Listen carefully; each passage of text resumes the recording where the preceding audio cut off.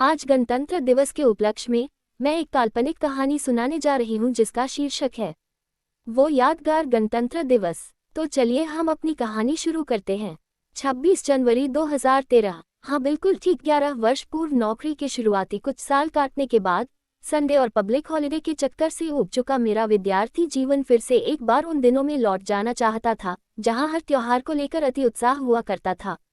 तब 15 अगस्त, 26 जनवरी या फिर स्कूल का वार्षिक उत्सव किसी त्योहार से कम नहीं था। इन सब पर अगर घर से कुछ टिप मिल जाए तो तब तो जैसे किसी राज्य का सिंहासन मिल जाने से कम नहीं। हर उत्सव के एक महीने पहले से वो परेड के बैंड की आवाज, वो रिदम 3 पर 1, वो भी बड़े ढोल के 2 अंतराल में बिल्कुल सिस्टमेटिक। बजाने वाले से ज्यादा सुनने वाले के दिमाग में वह धुन बजती थी। जब परेड मार्च फास्ट करती तो हर कोई अपने आप को उसी में शामिल समझता। यदि गलती से किसी के हाथ या पैर की चाल बदली हुई सी लगे और ग्रुप से ना मिले तो ऐसा लगता जैसे वह हमारे सामने चल रहा हो। हम तब तक उसी को देखते रहते जब तक वह अपनी चाल ठीक न कर ले। यह मेरा ही नहीं, उस भीड़ में उपस्थित सभी के दिल का हाल बता रहा हूँ।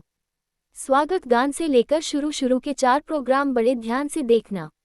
किसी भाषण देने वाले वक्ता में खुद को निहारना और थोड़ा बोर हो जाने पर आसपास की दुकान में अपनी सियासत लूटाना एक आम बात थी।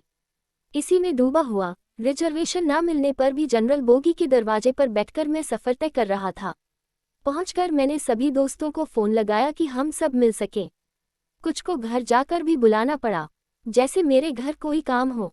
फिर अपने स्कूल गया, जबरन वयस्क शिक्षकों से मिला, जिसमें कुछ ने मुझे पहचान लिया तो कुछ को अपना परिचय देना पड़ा।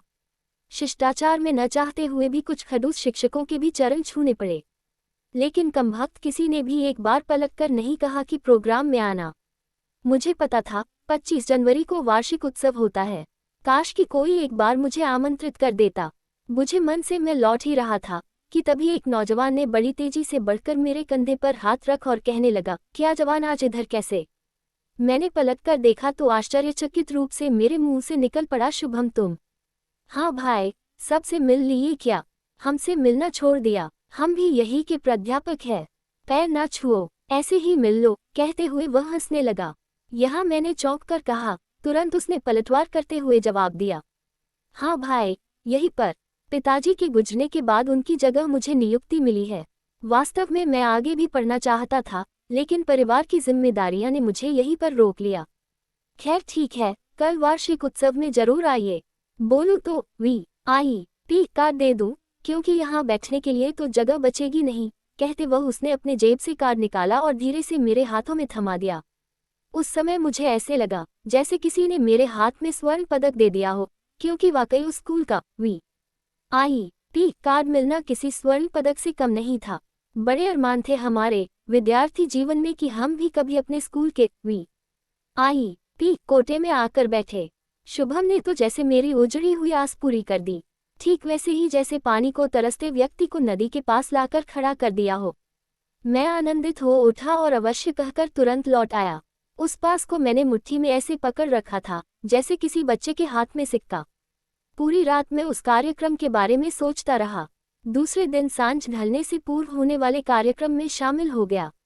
अति उत्साह के साथ मैं कार्यक्रम में भाग लिया और बचपन याद करते हुए थोड़ी देर के लिए उठकर बाहर आया तो चाट वाली दुकान याद आ गई, जिसके सामने VIP कॉरिडोर में पेश किए जाने वाले टिफिन पैक का अरेंजमेंट भी फेल था। जाकर बूढ़ी अम्मा के पास जबरन अपना परिचय देते हुए हमारे जमाने की 25 पैसे की चाट को 2 रुपये में खरीद कर खाया। एक पूरा बचपन मैंने उस स्कूल में बिताया था। चाट खाते हुए अनेकों यादें मन में आती जाती रही और मैंने उन कमबख्त दोस्तों को भी याद किया जो अनेकों बार बुलाने पर भी नहीं आए। अंत में लौटकर मैं चले आया। तड़के सुबह उठकर जबरन स्कूल की ओर निकल पड़ा। देखा तो रात की थकावट के कारण कोई सफाई वाला भी नहीं आया था।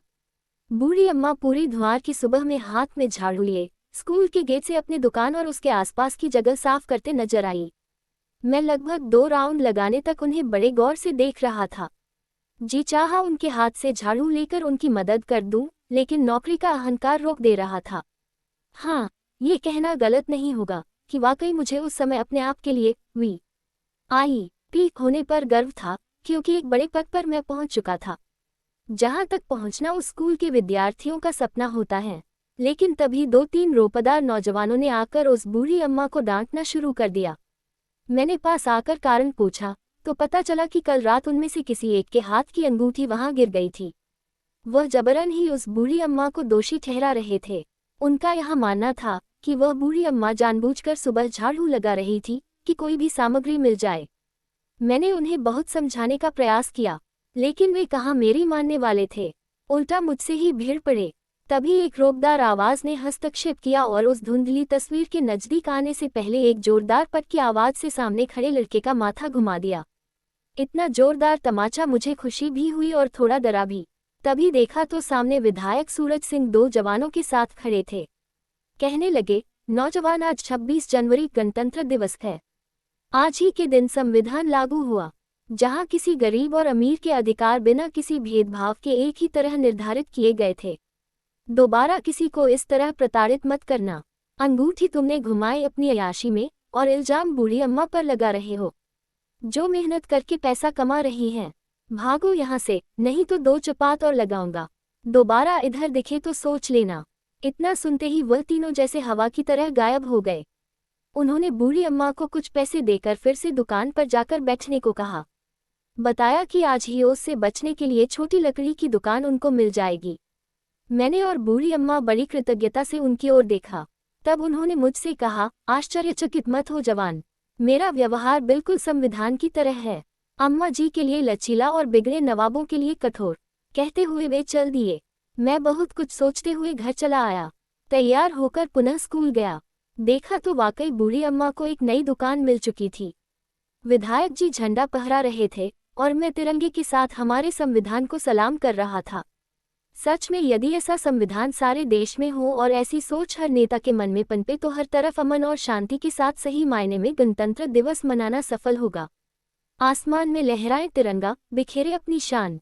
दिखी छवि भगत सिंह की, नेता वल्लभ और कलाम। अंबेडकर ने संविधान रचा, सबको दे समानता का अधिकार। नहीं किसी में भेदभाव हो, नहीं जुल्म किसी पर हो स्वीकार। रह दायरे में सब, करे अपना और देश का विकास। न मुफ्त में बटे खाना, न हो दूसरे की आस। सबको रोजगार मिले, नहीं चाहिए मुफ्त की चीजें। देना हो हक दो हमको, फिर चाहे जितना कर लीजिए।